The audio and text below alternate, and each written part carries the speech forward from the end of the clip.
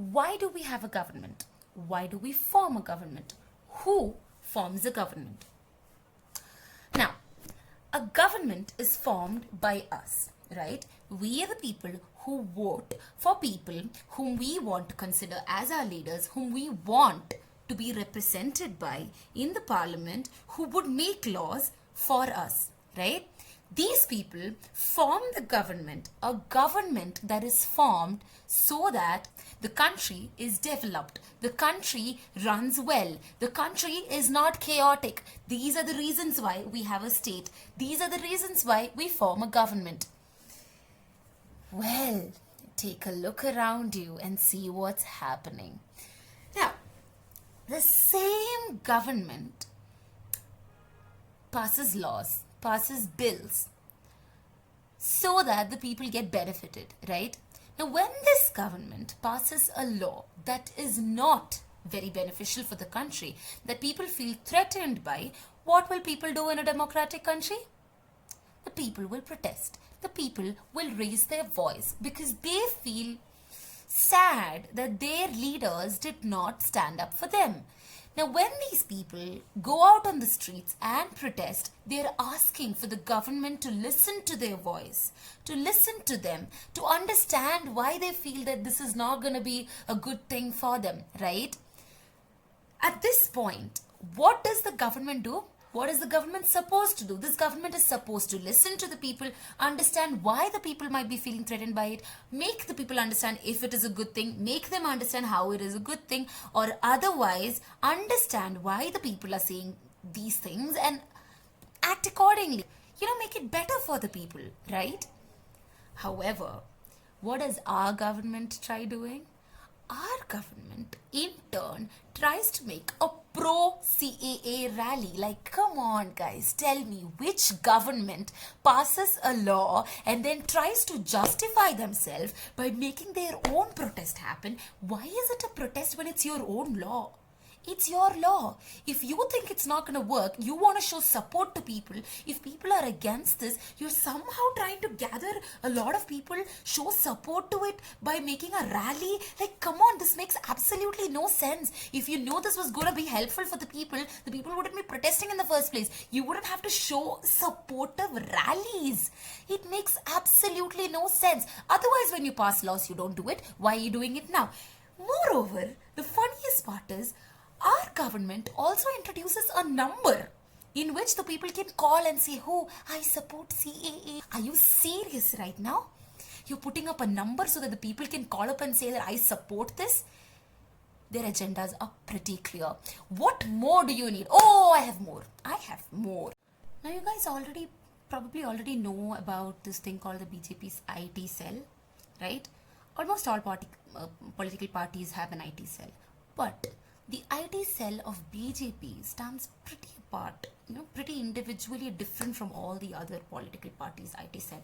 Why do you think it is? Because they have so many people working under them who are paid for their tweets, right? And they just copy paste these tweets. And it's so evident and so stupid that these paid tweets on, Twitter that you can see, it's copy pasted among all of these people. And it's absolutely stupid and horrendous that sometimes they even speak against themselves. Like, they don't even realize what's happening because they don't even read the tweets that they're tweeting. They just copy paste whatever is sent to them via email. And all of these things have been beautifully spoken about by Dhruv Rati in one of his videos on YouTube. You can go check it out. You should totally check it out if you're interested to know what is actually going on. He basically exposes the BJP IT cell.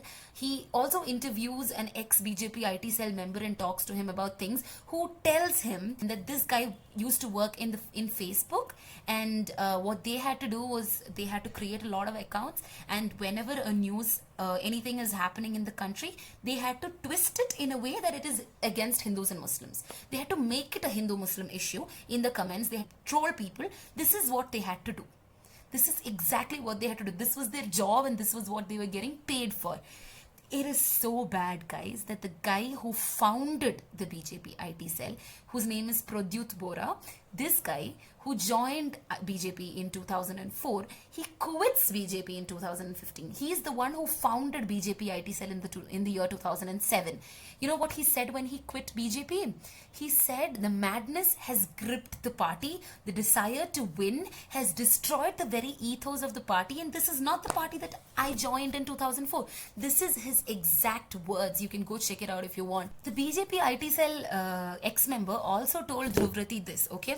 He said Facebook is of BJP. Like, whatever's gonna happen, it's owned and it's, created, and it's the game of BJP. And then he asked, what do you mean by that? Dhruvrati asked, what do you mean by that? And he said, you will see. You will see in 2019. We're in 2020 now. We saw what happened. Still, we have people who call themselves intelligent, sympathizing for this party. Here is another interesting fact. When the police officers were beating up the students in Jamia Millia University, they said that they were doing it to maintain peace and order because the students were turning violent, right? Now, if they were trying to do that, then why were they using slurs to demean the Muslim students and the Kashmiri students? Why were they doing that? Now, this fact was revealed to us by Ali Jauhar. He is a student of Jamia Millia University. When we were interviewing him, he told us this.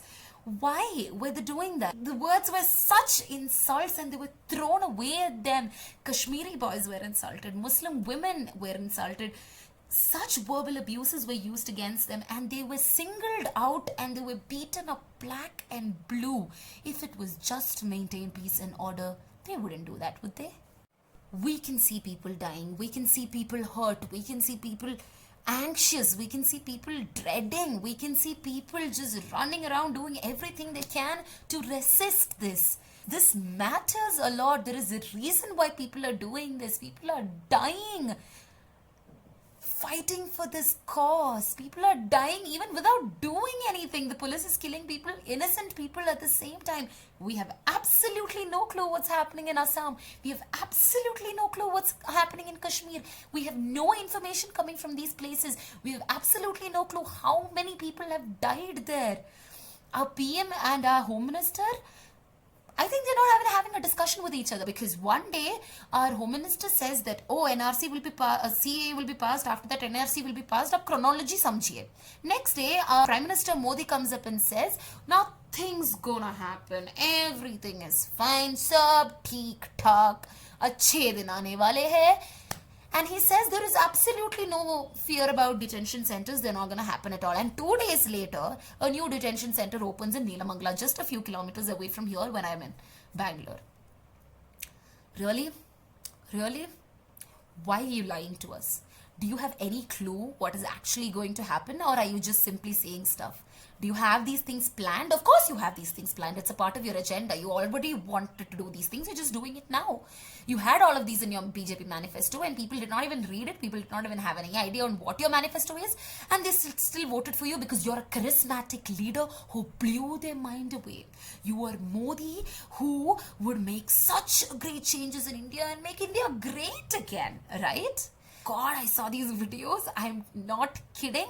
I saw this video of these women of Hindu Mahasabha, I think, men and women of Hindu Mahasabha, shooting Gandhi, having blood banks put in the pictures behind Gandhi and shooting it, and the blood coming out and saying, "Hail Nathuram Godse," and so that was happening. And at the same time, we saw videos of Babri Masjid being pulled down by students of school. It was a theater art. It was like a drama that they put up, breaking Babri Masjid in front of Kiran Bedi. Come on, Kiran Bedi. She passed the IPS exam. What is happening with our country? Things got so bad in UP that the boys who were taken in from the madrasas to the police stations, they had rectal bleeding, guys. What do you think causes rectal bleeding? What do you think has to be done for a child to be bleeding from his anus? Tell me. And we still have people who are quiet. We still have people saying that, oh, those kids deserved it. Those students deserved it. They're not even students. They're a part of the Tukte gang. What are you saying? They deserved it. They deserve to die. They deserve to bleed. They deserve to get hurt. Even the fact that you're able to say that tells us what kind of a human being you are. Tells us that you support war and violence and that's all you want. Do you think this is okay? Do you think where this country is going is okay? Do you think it's okay to sit silent? It's not late. It's still not late. If you were one of them, if you voted for them once, you thought that they would do good things for the country, and if you now want to change your mind, if you now think that maybe what they're doing is not right, if you have at least an ounce of feeling inside of you that that might not be right, then it's still not late to change your stance. It's still not late to stand for human rights. It's still not late to understand the plight of the people of the country, the minorities, everybody who is suffering. We're not crazy. Understand what's going on. Join the fight. We need this badly. If the government is not listening to us, why do we have a government that does not listen to us? This is a democracy. The people are speaking. Listen to the people. At least hold something where you want to listen to why these people are protesting. Have you done that? Has the government done at least that? This is not the time to sit back. This is the time to protest. This is the time to fight. And we are not going to stop fighting. Long live the revolution. Hum dekhenge.